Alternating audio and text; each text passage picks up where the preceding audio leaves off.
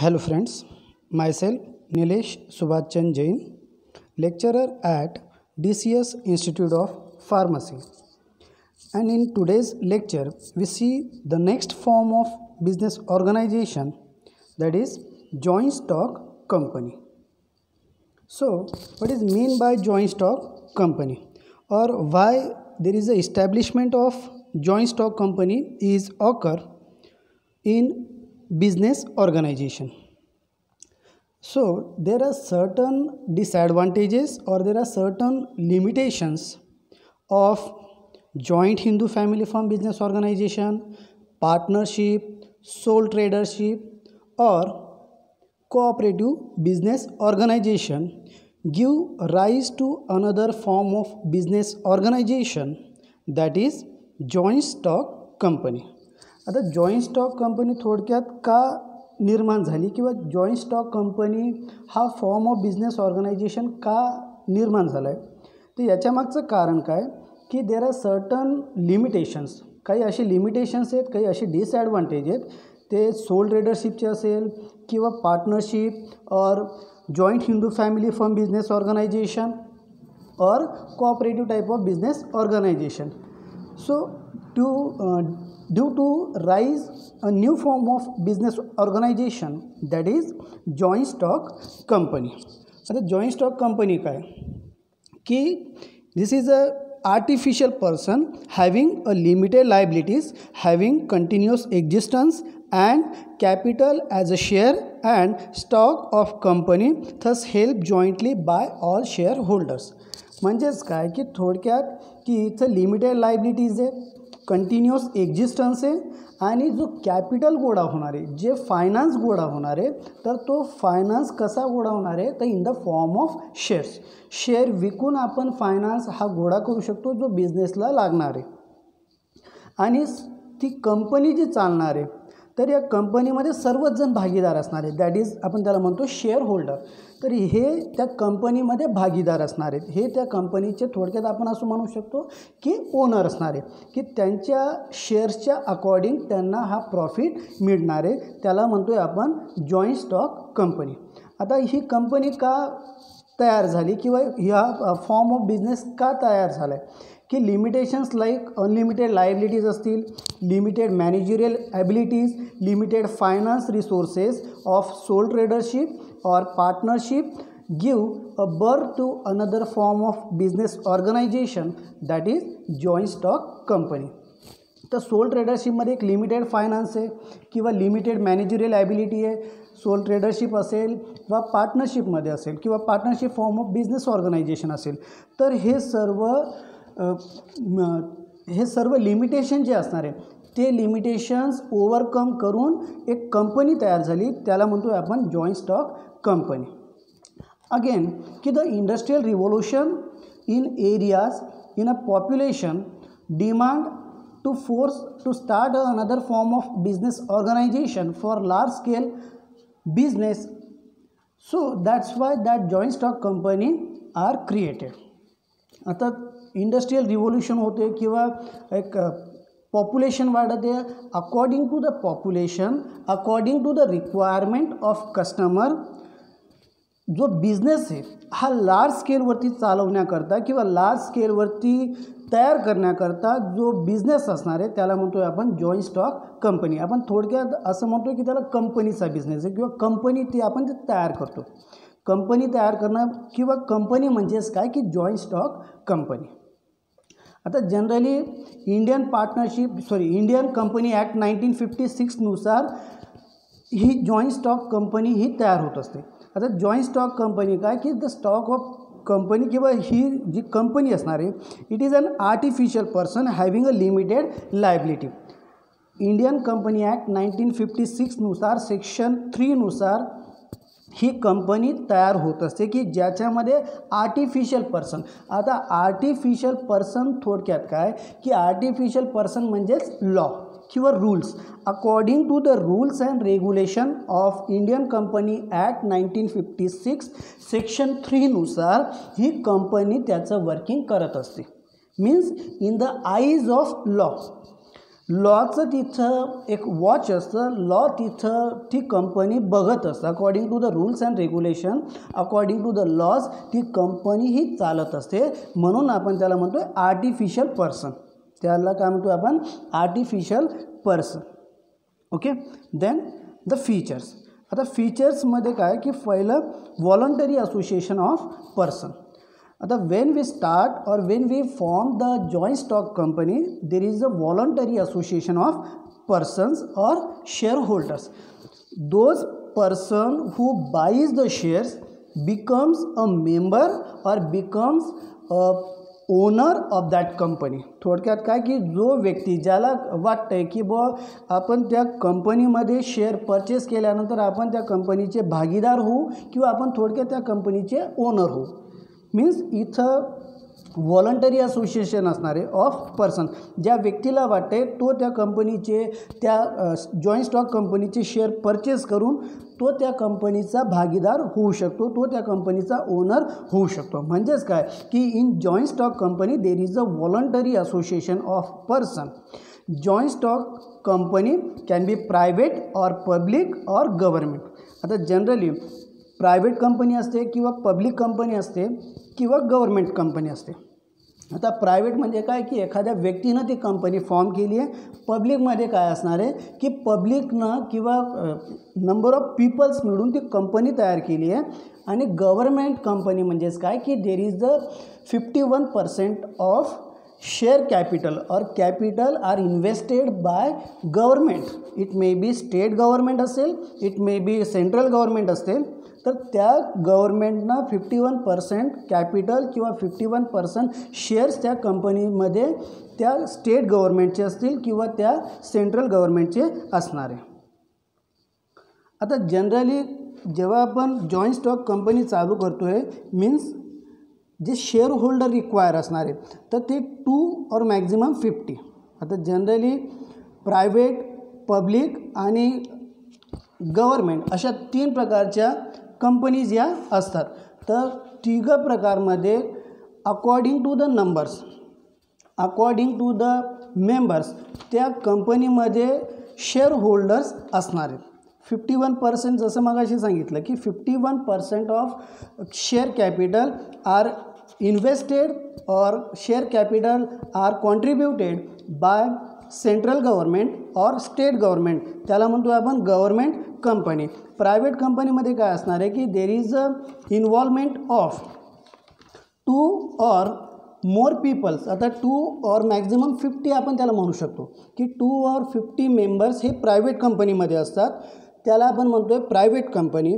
आणि public company जी असणार आहे, पब्लिक जॉईंट स्टॉक कंपनी जी असणार आहे in that there is the involvement of minimum 7% and maximum no limit and maximum no limits of member. गव्हर्मेंटमध्ये 51% जे शेअर कॅपिटल आहे तर that share capital contributed by central or state or sometime combinedly or jointly आपण त्याला म्हणू शकतो की काही असे प्रोजेक्ट असतात किंवा काही अशा कंपन्या असतात की जिथं 51%मध्ये central government and state government दोघांचं कॉन्ट्रीब्युशन असतं. त्याला म्हणतो आपण government company. Then second capital. आता generally in capital are raise by selling the shares. Means those person who buys the share becomes member of that company. Means the capital required in a business is divided into shares of small value. जो capital लागणार आहे suppose की 1 लाख रुपये त्या कंपनीला थोडक्यात तयार करण्यासाठी लागणार आहे, कंपनी निर्माण करण्यासाठी, कंपनी इस्टॅब्लिश करण्यासाठी सपोज की जर 1 लाख रुपये लागणार आहे तर तो 1 लाख त्या मालकाकडे नसणार आहे किंवा तो 1 लाख त्या कंपनीकडे डायरेक्टली नसणार आहे.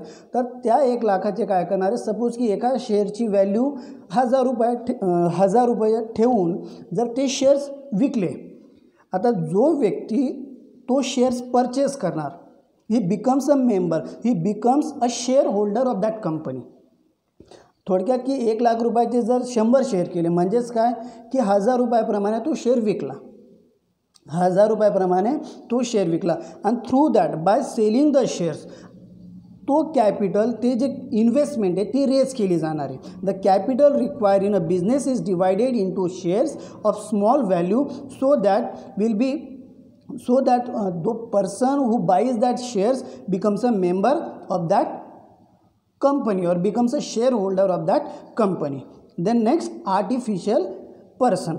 आता आर्टिफिशियल पर्सनमध्ये काय होणार आहे की in the joint stock company is an artificial person in the eyes of law. जी कंपनी मगाशी सांगितलं की total company is run through the law, is run through the rules according to the Indian company act 1956 section 3 नुसार ही company run होणार आहे किंवा establish होणार आहे.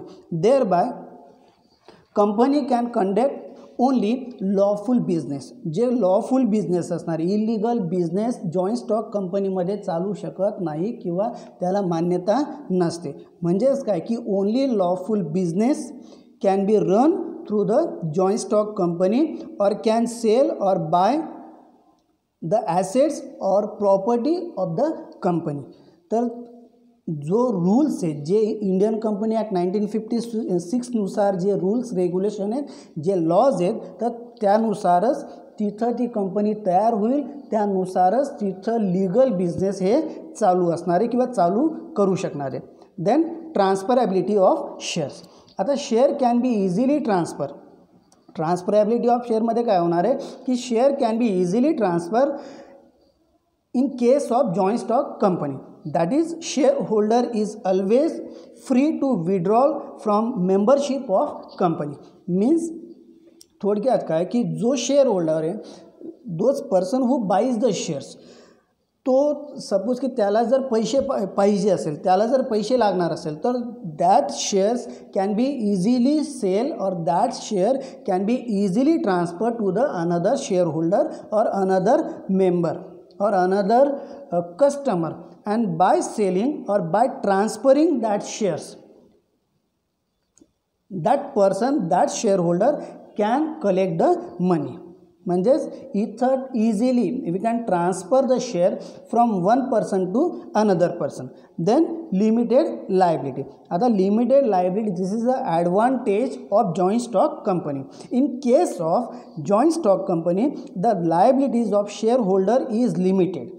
म्हणजेच काय की इथं लिमिटेड लायबिलिटीज, सपोज की कंपनी जर लॉसमध्ये गेली, सो तर जे शेअर होल्डर असणार आहे, that share holder have a limited liability. त्यांच्यावरती जास्तीचं दडपण, जास्तीचा बोजा हा नसणार आहे. मीन्स काय की in case of insolvency condition काय, insolvency is nothing but when the assets of business is less than the liability. म्हणजेच काय की बिझनेसवरती कर्ज जास्त आहे बिझनेसच्या प्रॉपर्टीपेक्षा, that is the assets. And liabilities means थोडक्यात की क्रेडिट म्हणू आपण त्याला किंवा कर्ज म्हणू. जर बिझनेसवरती कर्ज जर जास्त असेल, लायबिलिटी जर जास्त असेल दॅन दॅट ऑफ ॲसेट्स, त्या कंडिशनला म्हणतो आहे आपण इनसॉल्वन्सी कंडिशन. म्हणजेच बिझनेस डबघाईत निघतो आहे. That is in case of insolvency then the business assets are not sufficient to pay off liabilities. जर बिझनेसचे जर ॲसेट्स नसणारे प्रॉपर किंवा बिझनेसचे ॲसेट्स जर जास्तीचे नसणारे to pay that liability, in that case काय होणार आहे, the share holder has to pay only the value of shares and not personal assets will be touch. म्हणजेच काय की जेव्हा बिझनेस डबघाईत निघाला, बिझनेस लॉसमध्ये निघाला, बिझनेसमध्ये इनसॉल्वन्सी कंडिशन क्रिएट झाली की Wien assets of business is less than that of liabilities, तर अशा कंडिशनमध्ये काय होणार आहे की बिझनेसचे ॲसेट्स हे विकले जाणार आहे, पण जे शेअर होल्डर असणार आहेत, those person who buys the shares, ज्या व्यक्तींनी शेअर परचेस केले, ज्या व्यक्तींनी शेअर्स घेतले, त्यांचे पर्सनल ॲसेट्स, त्यांच्या प्रॉपर्टीला हात लावला जाणार नाही, त्यांची प्रॉपर्टी विकली जाणार नाही. That is a limited liabilities. Then registration. आता for joint stock company the registration is compulsory. आता registration is compulsory because this form of business organization comes under corporate type of business.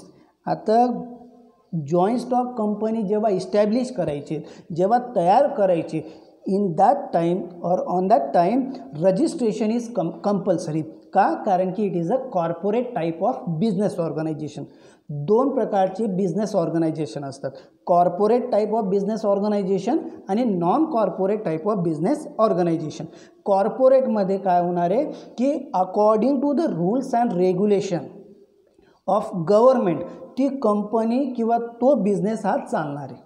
That is a corporate type of business organisation, की जिथं तुम्हाला तुमचे books of account हे publish करावे लागणार आहेत. दोन प्रकारचे बिझनेस किंवा दोन प्रकारचे forms of business organisation comes under corporate type of business organisation, that is joint stock company and cooperative type of business organisation. हे दोन business corporate type of business ऑर्गनायझेशनमध्ये येत असतात. आणि joint Hindu family firm business organisation, sole tradership and partnership comes under non corporate type of business organisation. म्हणजेच when we start the business through sole tradership, through joint Hindu family firm business organization, or through partnership, there is a no need to take a permission of government, or there is a no need to publish a books of account to the government. That is nothing but non corporate type of business organization. आणि कॉर्पोरेटमध्ये there is a prior permission of government आणि books of account जे असणार आहे ते तुम्हाला publish करावे लागणार आहेत. Then next feature that is a continuity. आता the continuity for or existence is not affected by the death of share holder. आता जॉईंट स्टॉक कंपनीमध्ये नंबर ऑफ शेअर होल्डर्स असतात, नंबर ऑफ मेंबर्स असतात. म्हणजेच काय की सपोज की एखाद्या व्यक्तीची, एखाद्या शेअर होल्डरची डेथ जर झाली तर इथं कुठल्याही प्रकारे कुठलाही इफेक्ट त्या कंपनीवरती होत नाही. Means the continuity for existence is not affected by death of share holder. Only the law can bring it to end. म्हणजेच काय की फक्त आणि फक्त लॉमुळे किंवा लॉनेच हा कंपनी किंवा ही कंपनी जी असणार आहे, company form of business organisation जे असणार आहे हे एंड करता येऊ शकतं. पण कोणी शेअर होल्डरची डेथ झाली तर त्यावेळेस त्या बिझनेसला कुठल्याही प्रकारचा इफेक्ट राहणार नाही. The life does not depends upon the life of its member. The shares of a company may change several hand on the stock exchange, but the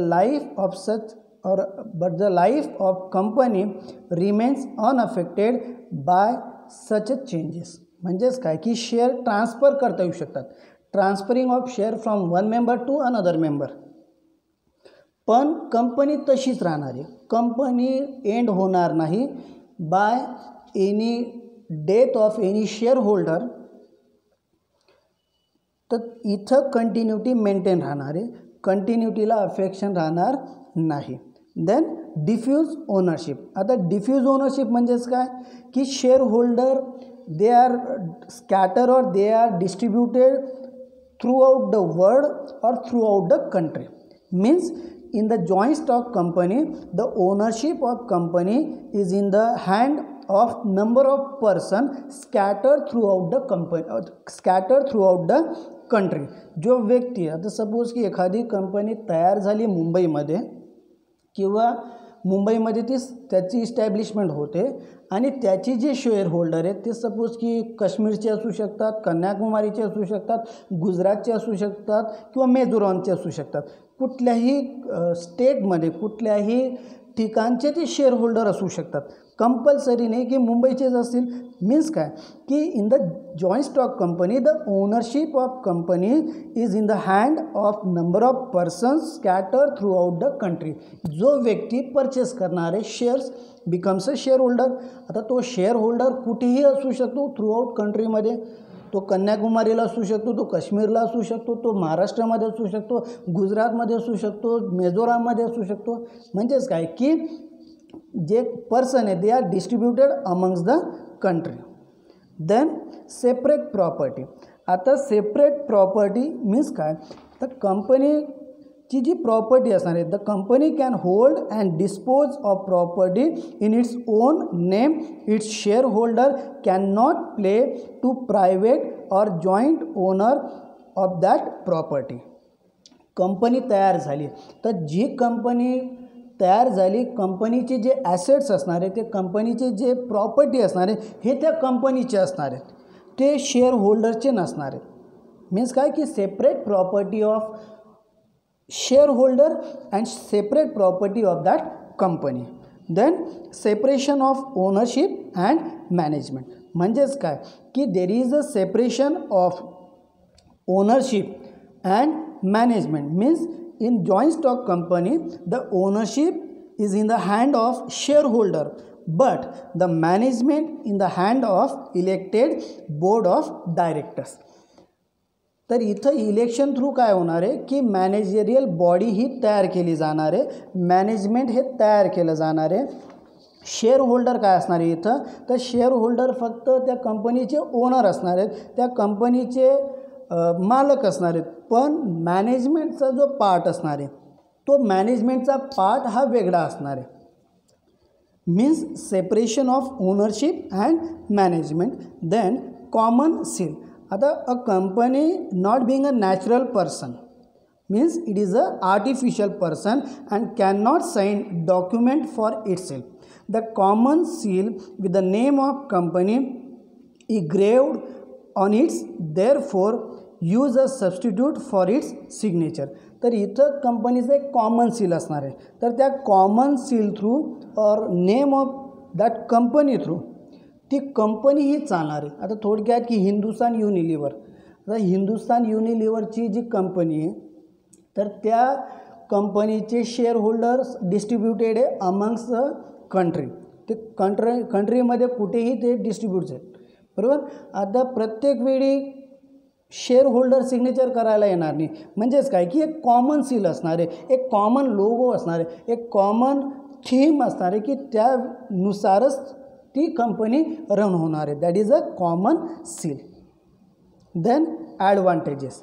first advantage that is a limited liabilities. म्हणजेच काय की in case of insolvency condition the share holder assets or the assets of share holder will not be touch. म्हणजेच काय की इन्सॉल्वन्सी condition आली बिझनेसमध्ये तर बिझनेसचे assets विकून बिझनेसचे ॲसेट्स सेल करून ती लायबिलिटी पेड करता येईल, पण त्या शेअर होल्डरचे पर्सनल ॲसेट्सला टच करता येणार नाही, ते विकता येणार नाही त्या कंपनीला. Means limited liability. Then large economic sources or large economic resources. आता generally joint stock company form through shareholders. Those person who purchase a share becomes a member, becomes a owner of that company. There are number of or there are large quantity of shares can be sold by company.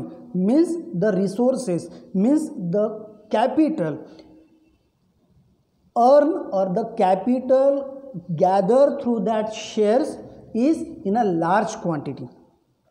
एक जेवढे क्वांटिटीमध्ये share विकले जाणारे तेवढाच capital, तेवढाच finance त्या कंपनीला मिळणार आहे, म्हणून म्हणतो आहे आपण त्याला लार्ज इकॉनॉमिक सोर्सेस.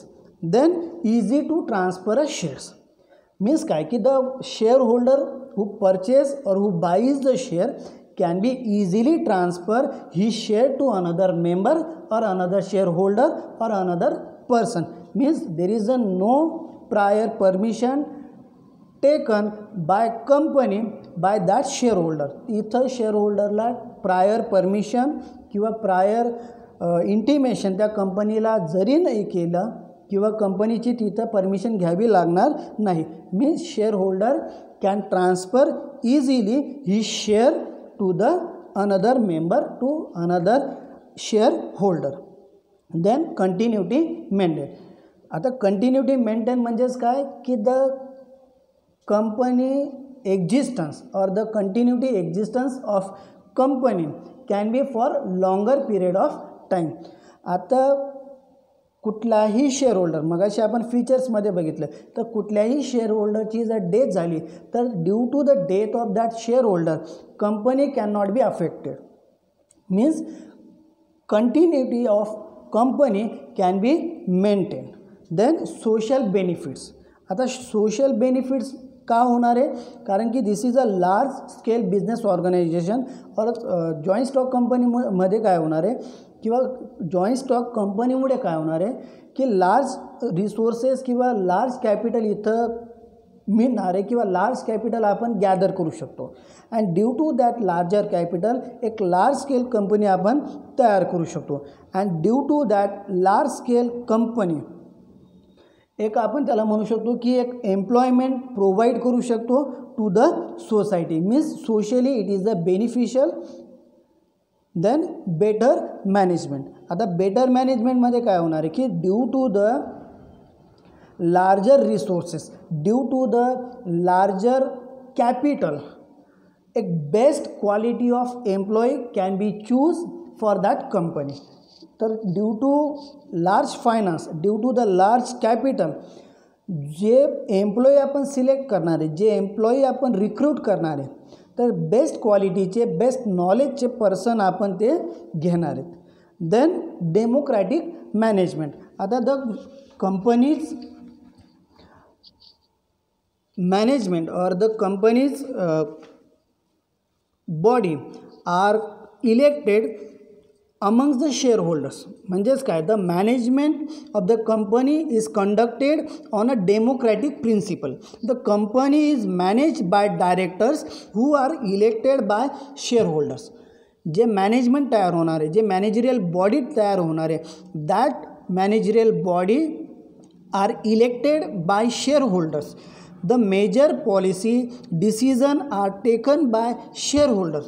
जे काही पॉलिसीज तयार होणार आहे तर that policies or that decision are taken by shareholder and the directors have only to work within the framework of those decisions. जे शेअरहोल्डरनं जी पॉलिसीज तयार केली, जे शेअरहोल्डरनं जे रूल्स अँड रेग्युलेशन तयार केलं, त्याच रूल्स अँड रेग्युलेशनमध्येच ते मॅनेजमेंट काम करणारे, ती बॉडी काम करणारे. Then reduce risk. आता रिड्यूस रिस्कमध्ये काय आहे की risk of each member is reduce because it is diffuse and spread over several members of the company. थोडक्यात काय की it is related to the liability. जी रिस्क असणार आहे, आता रिस्क आणि मॅनेजमेंट या दोघं ठिकाणी किंवा या due to both places there is a chances of risk is reduced. means better management तिथं मिळतं first thing, and second thing की limited liability, and due to that both reason reduce risk is occur in a joint stock company. Then disadvantage. आता generally first disadvantage, that is the difficulty in a formation. Other being a corporate type of business organization means काय की there is a, while establishing that joint stock company or that form of business organization, prior permission of government is compulsory. So it is difficult to form that company. Apart from that, it require a larger finance. So due to that, it is difficult to form. म्हणजेच काय की company form करणं एक costlier आहे किंवा finance हा जास्त लागणार आहे. Prior permission, prior formalities of government ह्या कंप्लीट कराव्या लागणार आहेत आणि this is a time consuming process and due to that difficult in a formation. Then lack of delay in a decisions. आता जनरली काय होणार आहे की lack of delay in decision, shareholders are distributed amongst the country. So that's why while decision making or company cannot take a prompt decision because time or time consuming process or board meeting require a time or difficult to getting a requisite quorum. आता generally decision making जे होणार आहे की decision making is a lack or time consuming process. Then lack of secrecy. Generally number of shareholders are there in a company, number of members are in their company, so it is difficult to make a secrecy in that company. Then there is a chances of malpractice, means it is not difficult for an unscrupulous management to indulge in a malpractices. Means काय की sometimes there is a bogus company are floated to cheat the investor for their hard earned money. आता generally chances of माल practice किंवा आपण त्याला म्हणतोय की chances of fraud, काही वेळा काय होत असतं की there is a formation of faulty or there is a formation of bogus company and through that customer get cheated. Customer काय होत असतो, चीट होत असतो, त्याचा मेहनतीचा पैसा हा तिथं ब्लॉक होत असतो, तो वाया जात होत असतो. Then exploitations of consumer. आता जनरली काय होत असतं की exploitation in a joint stock company when run on a large scale may gain an exclusive control over production or distribution of a commodity. So this may leads exploitation of consumer by way of excessive pricing and poor quality of goods. काही वेळा काय होत असतं की company exclusive control म्हणा किंवा proper लक्ष प्रोडक्शनमध्ये किंवा डिस्ट्रीब्युशनमध्ये नसणं, आणि त्याच्यामुळे काय होत असतं की there is a chances of exploitation amongst the consumer or exploitation of consumer is occur. Then attempt to change a decision. आता अटेम्प्ट टू चेंज डिसिजनमुळे किंवा अटेम्प्ट टू चेंज डिसिजन म्हणजेच काय की the control or the personal controlling a company have a large finance resources at their disposal. कंपनीकडे खूप सारा पैसा असतो, कंपनीकडे खूप सारा कॅपिटल असतं, and due to that they may attempt to influence the economic and political decision made by government. तर त्या पैशांमुळे ते काय करत असतात की गव्हर्मेंटचे लॉ, गव्हर्मेंटचे डिसिजन, गव्हर्मेंटच्या पॉलिसीजसुद्धा चेंज करू शकता येऊ शकतो. That is a attempt to change a decision of a government or his policies. आता जनरली काही ज्या company means company or kinds of companies. आता first or company may be classified from four different points of view. First, that is point view of incorporation, from the point view of liability, from the point view of nationality, and from the point view of public interest. आता company चार प्रकारे classify होऊ शकतं, कंपनीचे चार प्रकारे classification होऊ शकतं. दॅट इज इनकॉर्पोरेशन बेसिसवरती, लायबिलिटी बेसिसवरती, नॅशनॅलिटी बेसिसवरती आणि पब्लिक इंटरेस्ट बेसिसवरती. पहिलं that is on the basis or from the point of view of incorporation. In that first, company incorporated under a special chapter. आता generally this type of company is not exist in India. Second, company establish by a special act of parliament. तर पार्लमेंटमध्ये एक special act pass केला जात असतो आणि त्याच्यानुसार government company किंवा आपण त्याला म्हणतो आहे की एक कंपनी फॉर्म केली जात असते. That is a company establish by a special act of parliament.